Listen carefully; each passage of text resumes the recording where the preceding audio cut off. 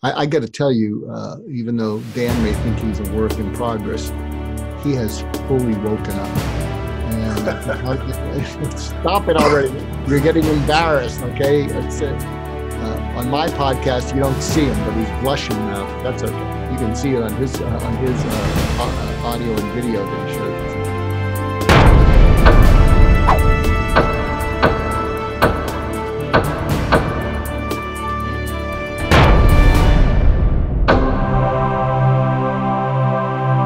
Welcome to another episode of my wake-up call. And this is a different one because this wake-up call's going to be played in two places. And that's because my guest is Dan Wise, better known as RDAP Dan. And RDAP stands for Residential Drug Addiction Program, because Dan went to prison and woke up. Boy, did he wake up. And it changed his life, and we're going to hear about that. So welcome, Dan. Glad to have you as part of this. And why don't you introduce me to your people? Absolutely. Thanks, Mark. Appreciate it. What's going on, everybody? It's RDAP Dan, Federal Prison Time Consulting. And today's video / podcast will be a little bit different. As maybe you just heard, this is going to be aired in two places, possibly three: YouTube and a couple of podcasts, including my wake-up call with Mark Goulston. Mark, I appreciate you allowing me to have this opportunity week in, week out, and we're going to amazing places. So I really thank you for allowing me to have this opportunity with you. Well, it's my pleasure. I will tell you, one of the reasons I do it, because I mentor a lot of people, and one of the people I mentor is Dan, and why I get through to them, they say, Mark doesn't have an angle. I mean, I can't figure out his angle even to this day. But I'm not a saint. Here's my angle. This is probably going to kill the podcast. I'm a baby boomer, and I get to be relevant. Instead of just going along with the wish of younger generations that I would just walk off the plank and not be a pain in the rear, I get to be relevant as a baby boomer, and that's cool. And how I do that is having great people like Dan, who I believe in, as people I get to speak to and watch what happens with them. So in today's episode, we're going to talk about wake-up calls that changed Dan's life. I might preface it with a wake-up call that changed my life that I don't think I've spoken about before. Years ago, I went to a therapist. And the story is that I went to a conference in which the presenters were speaking, and one of the presenters really connected to the audience. I mean, it felt like he was really listening to us, and he was different than all the other speakers. And so I asked him, and I didn't have any particular needs other than the usual issues that I was, partially messing up. And I said, do you see people? And he said, I have a waiting list of 6 months. I said, put me on the list. And then he called me, and I started to see him. And for about 6 weeks, I would just talk about stuff, because I had at least this insight that if you talk about stuff and you talk about it through and through, it lessens the chance of you doing something really stupid. Doesn't guarantee you won't do something stupid, but it lessens the chance. So after 6 weeks, I'm thinking, okay, I don't like spending money on myself. I spend it on my family, but not on me. And I thought, how can I justify seeing this guy, because I want to continue to see him. And so here was the wake-up call. There was one day when I saw him, and I said to him, there's someone in this room that I can never trust and never forgive, and it's not you. And I thought, this is my chance to know what trust is. Because like many of you and many of the people I know, we don't trust that fully. And when you don't trust fully, you kind of go somewhere between walking on eggshells to looking over your back. And so this is what I did. This is my wake-up call. And this is a hell of an interview, Mark. You haven't even listened to Dan yet, but he'll chime in a second. And so I said, I want to discover what full trust is. And so what I then set out to do is every time I would go in, my mission or my commitment was I would say things that I was so embarrassed and humiliated about. I mean, I'm talking down to bathroom habits that that after I said them, I couldn't look the person in the eye, the therapist. And when I left, I would say to myself in the car, I can't believe I just said that to another human being. And so I did that for, I think, a year. And I think it was a wake-up call. And I think it helped me discover what coming from real trust is. So real trust is not just confiding a confidence to someone else. That's sort of superficial trust. Real trust is when you share something that you're totally embarrassed about and ashamed of, and that you can't accept in yourself, and you share that with another person because you just can't believe that they're not going to think as badly of you as you think of yourself. So that's what I did, and I think it helped. But Dan, like all of us, has had many wake-up calls. And in prepping for this, I said, Dan, pick whatever you want to talk about and take us back to the wake-up call and take us through it. And it should have these elements. It should be some sort of crisis in which you felt overwhelmed, times when you didn't think you'd get through it, but you got through it, feelings of embarrassment and humiliation, maybe self-hatred, but you got through it. And then what happened is you learned something, and it was such a powerful lesson that just changed the direction of your life. So pick anything that fits that. Sure. So to kind of take it back to where a lot of my early issues started really stemming from was my childhood. My parents separated when I was very, very little. I was probably about 6 or 7 years old when my parents separated. My father was an abusive alcoholic, not physically abusive to me, definitely verbally abusive. I was very scared of my father as a child, just loud, wasn't an emotional guy, wasn't one to hug. He was always drunk, orange juice and vodka, screwdriver, pretty much wherever he went. He was a functioning alcoholic. He went to work every day. He owned gas stations. We lived in Connecticut when I was born, and he had a Getty station in Connecticut, moved to Florida, got involved with Gulf Oil and Texaco, a functioning alcoholic by all means, which I didn't identify at this point. My mother was a functioning pill addict, which I also didn't identify early on in life, and alcohol as well. So there was constant battling in my household, just screaming, fighting. And my parents were much older. My father was in his 60s when I was born, so he was already, past his prime. My mother was in her late 40s when I was born. So growing up, it was more like living with grandparents that were just that hated each other. Absolute fighting. I would go in my room and just pretend like it wasn't going on, but I would just listen to screaming all night long and would find any way to escape that possible. We moved to Florida when I was little, and that's when my parents ended up divorcing. My father, he had several other relationships with other women, and my mother finally threw him out of the house. And I remember that day I was sitting in the bedroom, and my father was packing his stuff they had their own bedrooms. My father had a bedroom at the end of the house. My mother had her own bedroom, and I had my own bedroom. So my father was packing his stuff as my mother was beating him on his back, and he was just packing his clothes and didn't really say much, walked out of the house. And that was the last time. He never came back. He left. He was gone. I would see him on weekends, but it was always there wasn't really much for us to talk about.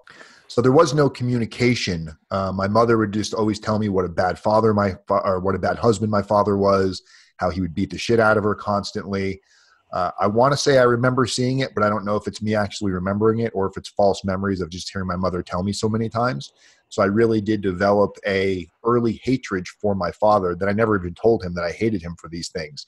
But I never wanted to see him, never wanted to go to his house. And my mother would tell me what a bad person he was, but yes, she'd force me to go to his house on the weekends. I never saw that side of my father. He never laid a hand on me. He was just really stern with not showing any emotion at all. So growing up, when my parents when my parents divorced and separated, we moved out of the house that we lived in into a trailer park when I was 8 years old, maybe 7, 8 years old. We moved into a trailer park, which at the time didn't really seem to affect me. I don't think I really understood the difference between, living in a trailer park versus living in a nice, like, call it a white collar neighborhood in South Florida.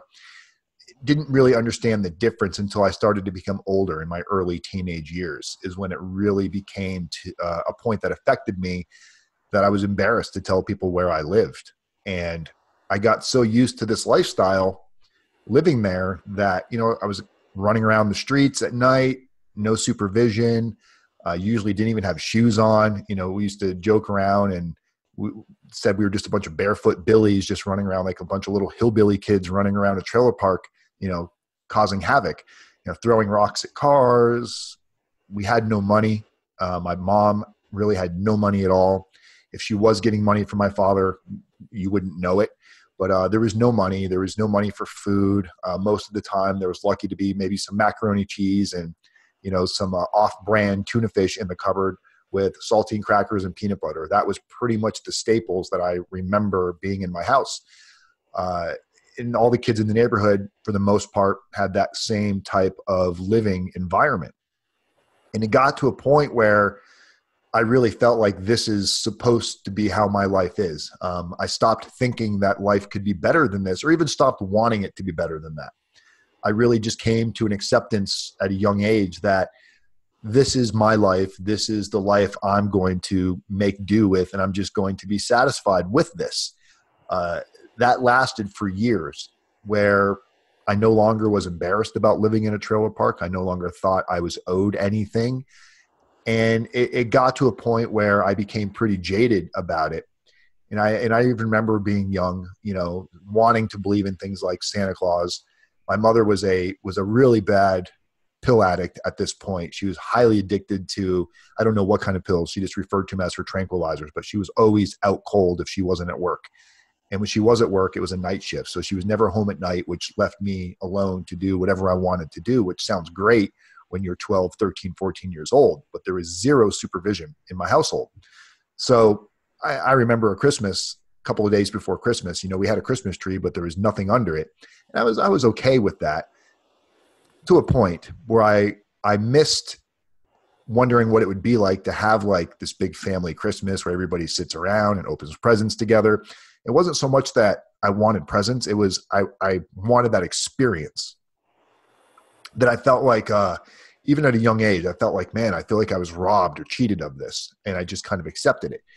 And I may have said something to my mother about, are we going to have anything under the Christmas tree? And I remember she came into my room that night and she said, if we pray really hard, if we ask God, she was, for as weird as she was also very religious and very Christian, to the point where she performed an exorcism on me when I was a child, which is a whole nother fucking story there. But she said, if we pray really hard and we ask God and Jesus to bring presents, I bet when you wake up in the morning, it was the night before Christmas, I bet when you wake up in the morning, this tree will be flooded with gifts, something to that nature. And I knew at that point, I was pretty sure there was no Santa Claus.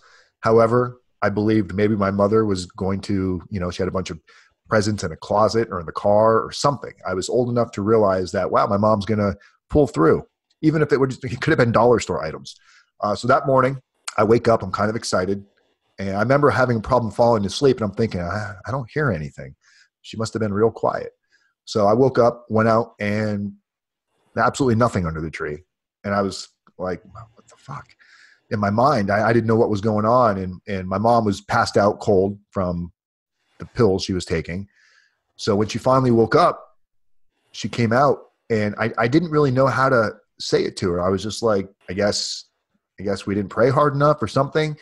And she said, well, if you actually would have believed in what you were praying about, maybe he would have listened, and maybe you would have had gifts under the tree. And basically told me I didn't pray hard enough, or I didn't believe hard enough. And that was that's something that's always stuck in my mind. And it turned me away from any kind of a religion. At that point, I was just like, this religious is all mumbo jumbo bullshit. And, I get it. It's great. Helps people get through their day. But at the same time, my mother just used it to like for whatever reason, and completely, I felt like she was fucking with me. I would mess up the house when I was a kid, clean dirty dishes, whatever, not clean my room the way she wanted me to. And she would come home and something that my dad would have purchased me. Like I remember he bought me an RC car, and she said, if you're not going to clean the house, then she grabbed my RC car and like slammed it on the ground and broke it into a bunch of pieces and said, there's consequences, and I was just like, what the fuck? I was mad. There was constant battling, constant arguing. And this went on for most of my young adult life, or young childhood life, all the way through my teenagers, just never clicking with my mother until she developed Alzheimer's and dementia from all of the prescription drugs she has been taking. She was in her early 60s when she pretty much just started losing all grasp of reality. And then I felt even more helpless because this is the only person I have to depend on. My father had already died. My father passed away when I was 16 years old from cancer, pancreatic cancer. And I wasn't there. I missed the call that he was rushed to the emergency room from my stepbrother and stepsister, who really didn't want anything to do with me, didn't want me in their life because they felt my father never should have remarried. So no one called me to tell me that he was there. And I got a call from the doctor saying, we thought you were notified. We just found out nobody called you, but your father's on life support. We had to induce him to keep him alive. So I got there too late, couldn't say goodbye to him, and the doctor told me the whole night before he was begging for somebody to call me so I could go talk to him and say goodbye. And I never got that opportunity to. And I had so much hatred for my father pretty much up until about 6 months before that, to when I finally realized that, not condoning anything that my father did, the beatings or any of that with my mother, but my mother was a very, very hard person to deal with. And I could see how conflict could survive in that environment. What hurts right now? I mean, we're learning how to try to speak authentic. What just grabbed you when you said, I missed the call, and then something grabbed you from inside? What's that about? Stuff that you can't take back, stuff that you can't undo. You can't go back and get another try at it. You can't say, I fucking hate you, and then come back and tell him I'm sorry later on. Not that I ever said that. But I never told him how I felt. I never told him that I do love you, and that I can't remember really saying I love you to my father, even though I really did, especially in the end. And I didn't have that opportunity, or I squandered that opportunity because I never forced myself to take it serious. When he had cancer, I wanted to pretend like it didn't exist. And it did exist. When he was there on his deathbed, when I was looking at him, just bloated, sweating, unconscious, the poison had leaked out of his spleen ruptured and poison was just leaking out of his body. And when they pulled the plug and he was dead, literally watching the life leave his body, I had this overwhelming feel of guilt. And then it went from guilt to anger. They wouldn't cover him up. They wouldn't cover his face because they had to wait. My father wanted a priest to say his final words. So they had to wait for the priest to come. And my brother and sister were standing right there, emotionless. Like they hadn't seen my father in 10 years. They wanted nothing to do with him. But my father had a decent sized will that they were trying to get their hands on. And I knew that, and I knew that I missed my opportunity, that they were there. They got to say, we love you, Dad. We're here for you. You're going to be better. There's whatever they got to say to him, they got to say it. And I knew they didn't mean any of it. They couldn't give two shits about my dad. And I wanted to say all of those things. And I thought about, I need to have this conversation. I kept putting it off, kept procrastinating it. And his spleen ruptured in the middle of the night from all of the chemotherapy. And they got rushed to the hospital, and I never got my opportunity. And it's like, I don't want to see other people have to go through that, but it's something that has strongly affected me whenever I think about my father. I still have dreams about it, like what I could have done differently. And it's something I'll never have the opportunity to do. I want to point something out, and I hope listeners will find this relevant, and I hope you'll find it relevant, and why I pushed you about what hurt. I have the belief that the trauma in life isn't the trauma, because traumas and disappointments in others and ourselves always happen The trauma is how the world reacts or doesn't react to us. So I'm sort of keeping my thumb on you feeling the hurt, because sometimes the hurt is so deep that it's easier to feel guilt than angry. Because the hurt, I think, that's causing you to cry right now is it's reactivating the trauma of just how alone you were in your childhood, how there was nobody there, and how you wanted to believe, you were born, wanting to believe in life, and how that was stripped away from you. And I think the hurt you're feeling is we're having this conversation, and because of the nature of our relationship, I'm not going to shame you or tell you need to pray harder. And so what I'm hoping, even here in real time, and I don't know if you can track this with me, is if you can feel the hurt that's coming through, it's like draining pus from a deep abscess that still breaks through into your mind, even in nightmares. But do you follow what I'm saying? Is that deep, deep, deep hurt that we're all alone in, and we had our face rubbed into it. That's more traumatic than what caused the hurt. It's feeling all alone in it. And so I don't want to belabor the point. You can get back to your story, but does any of that make any sense, Dan, what I just said? Yeah, no, it does. And the anger became very bottled up because I immediately wanted to direct the anger at my mother, because I was old enough now. I was 16 years old. And I remember almost immediately after my father passed away, I was driving home. I was driving down on I-95 from Bethesda Hospital, going home. And I remember thinking to myself, and I was so mad, I wanted to blame somebody for me not reaching out to my father sooner. I wanted to blame my mother. I remember asking myself, why would a mother tell a kid, like a child, like too young to really comprehend anything, 5 years old, 6 years old, 7 years old, that she's beaten on a daily basis, that she gets beat up from her husband, my father, knowing that I didn't witness it.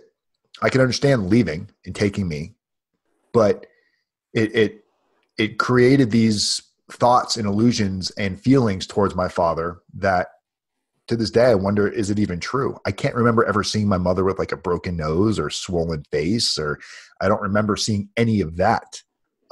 As I got older, when I would challenge my mother on anything, when I would disagree with her on anything, she became extremely violent, almost 0 to 60.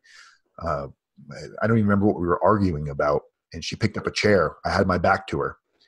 And she picked up a chair, and I'm talking like when you go into an old person's home and you see like the heavy wooden chairs like built to last, she picked up a chair and she hit me with this chair so hard that I felt like a car hit me. It sprained my neck, it fractured my collarbone, and I popped up out of pure anger and she just looked at me. She's like, hit me. And I remember thinking to myself, I remember saying to her, is this what you fucking did to my father? And at that moment I realized, I was like, you know what? I don't condone hitting a woman, but this is the type of situation that you're putting yourself in, wanting to get somebody in trouble. Her motive was to get me arrested. I watched her do it to my brothers.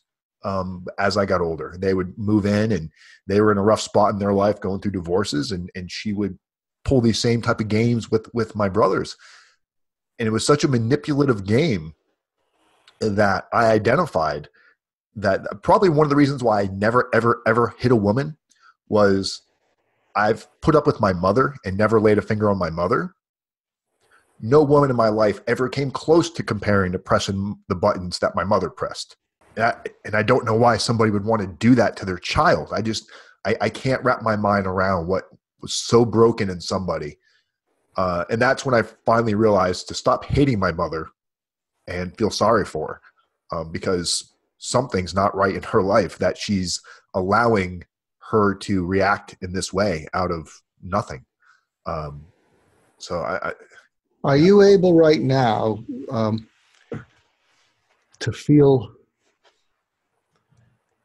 to be your own parent right now, as you're redescribing these incidents and describing them so vividly that we can hear them and feel them. Um, can you feel, and I'm not talking self-pity, I'm talking a little bit of compassion. Can you feel sorry for you as a child? And if that, and if that child were alive and you were the parent, the combination of mother and father, can you picture that you're feeling compassion towards what you had to live through? Oh yeah.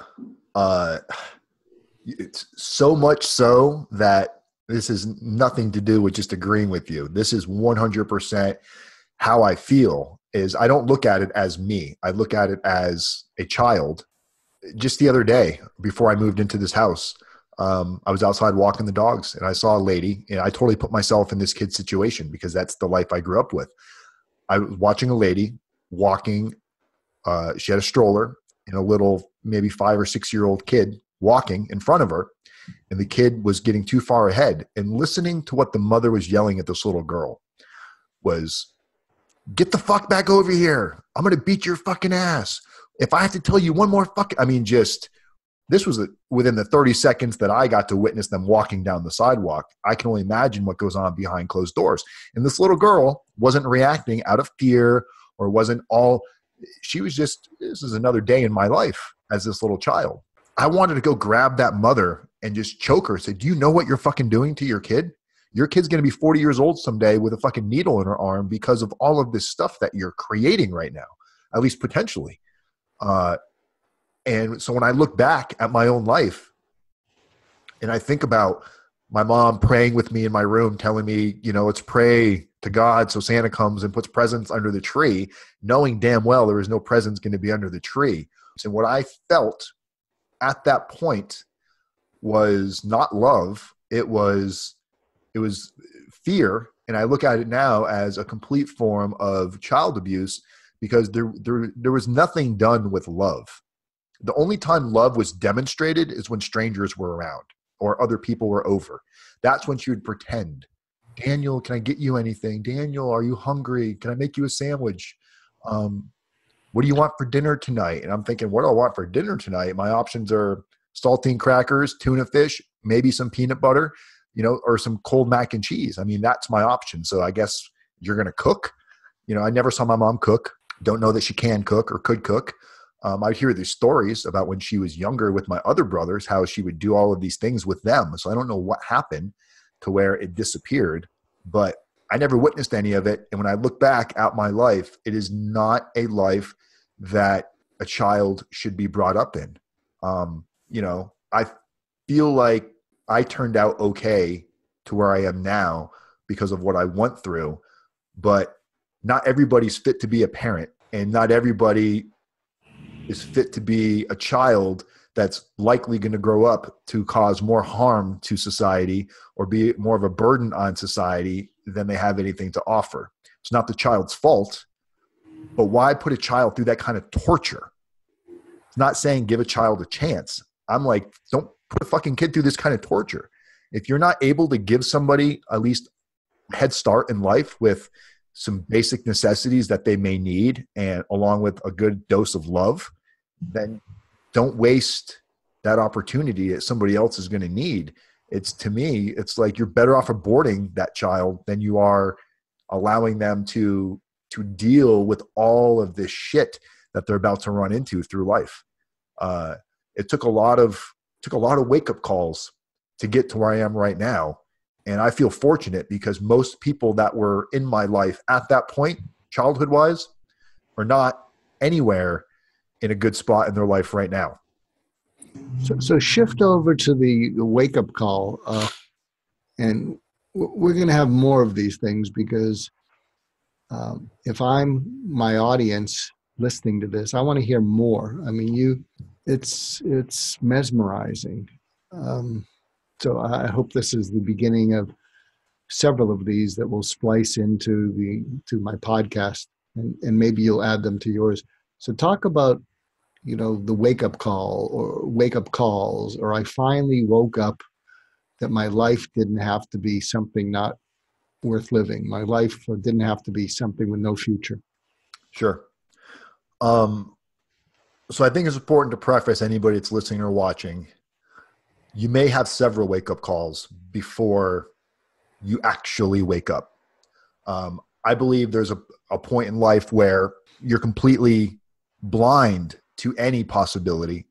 And then certain things start to present itself and you start to see it, but you maybe don't act on it, but you start to see things happening in your life. So my first wake-up call or awakening to something different was, funny enough, my mother's involved. My mother was a registered nurse, CNA, or I'm sorry, an RN, a registered nurse, and she used to do home health care where she would take care of people at their house.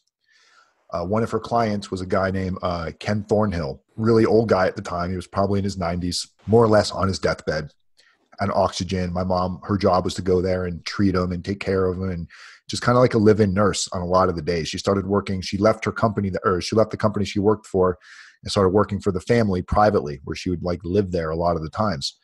And Ken Thornhill, who my mom's client was, had married a younger woman named Virginia. I know her as Virginia Thornhill. She was probably in her 50s, younger, but still older. She had a son that was my age, a kid named Colin. And my mom tells me Colin's mom wants a friend for Colin, or Colin doesn't really have any friends, something to that nature.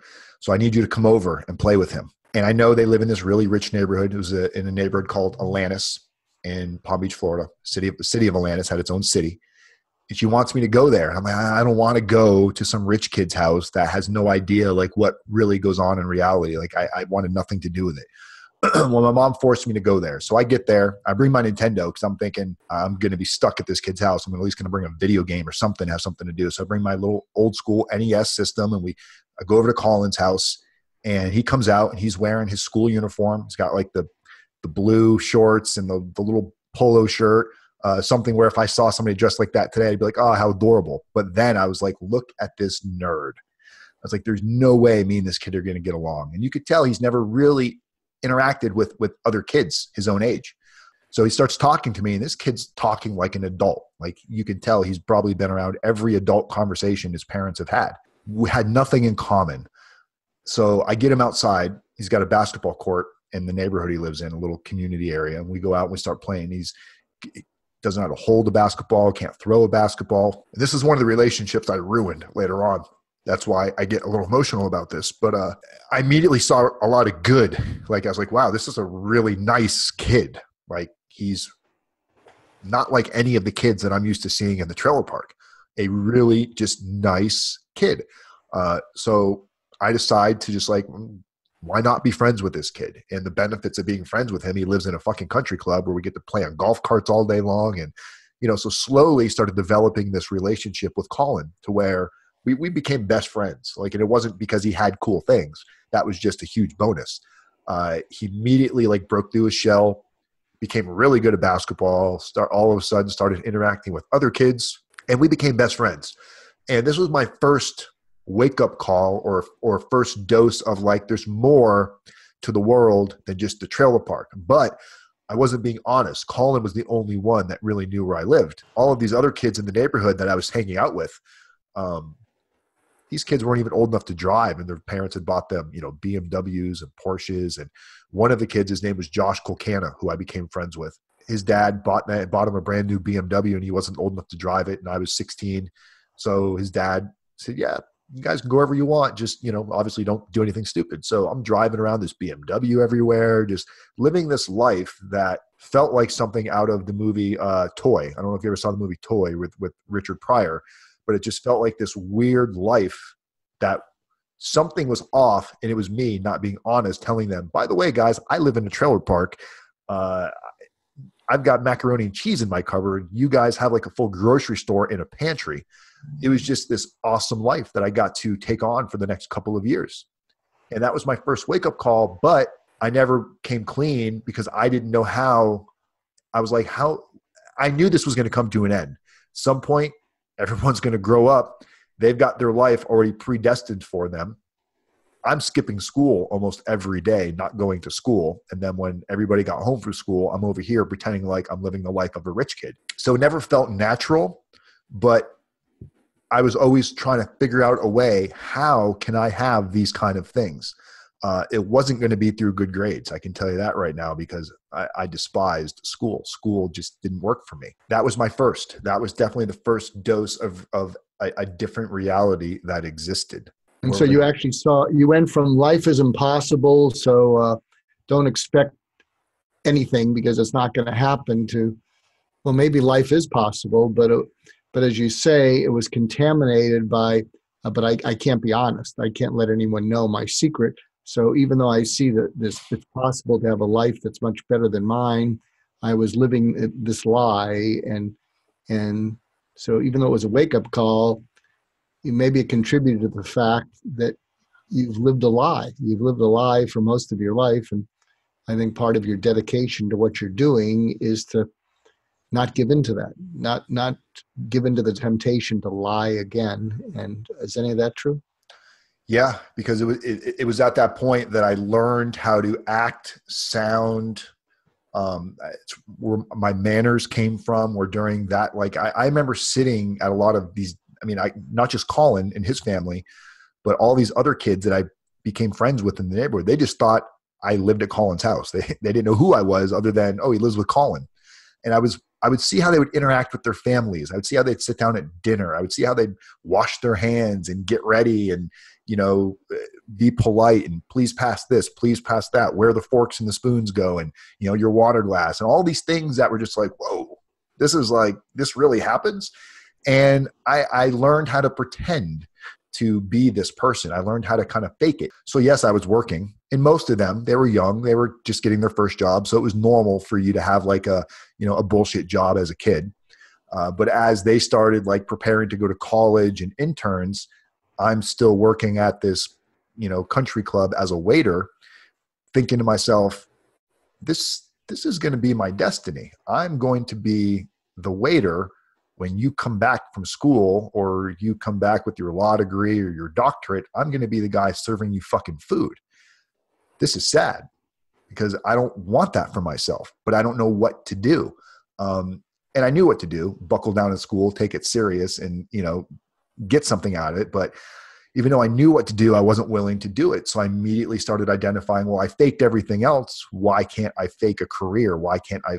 So I got into, the mortgage industry, when anybody could get into the mortgage industry, and found a way where I could make, $10,000 a month and live like they were living and pretend that I deserved it. And even though that I was making what I felt at the time was legitimate money, it still didn't feel like I knew what they were doing was solid. They had a solid plan A, plan B, plan C. It was there for them. There wasn't going to be failure. Didn't exist for them because there was somebody there to make sure that they didn't fail. Well, mortgages fell apart. I stopped making money. I had to start coming up with schemes and all of these things to I was fake identities to people to make money, but then tell people I was making it from somewhere else. I was living a complete plastic life, pretending to be somebody during the day. And then at night, I always knew who I really was. And there was just a conflict of the real me versus this daytime soap opera person I pretended to be, that nobody else really knew the real me. So I can see that we're pushing the limits here, and we didn't know how this podcast. Time-wise, we're out of time. Dan and I didn't know how this podcast would go, and I didn't realize that we just launched a series with cliffhangers. I didn't know it would do that, and I want to hear more, as I'm guessing my listeners do. And so Dan and I are going to continue his story and his wake-up calls, and we're going to have them published at his site and also on my wake-up call. And to summarize, it sounds like his wake-up call thus far is a bleak life in which there's no Santa Claus, to, seeing the other side of the tracks, literally, where there was more than Santa Clauses. There were BMWs even before you could drive them. So he got a taste of what was possible, and he liked that. So the wake-up call is maybe his future didn't have to be the same, but still he wasn't the real deal.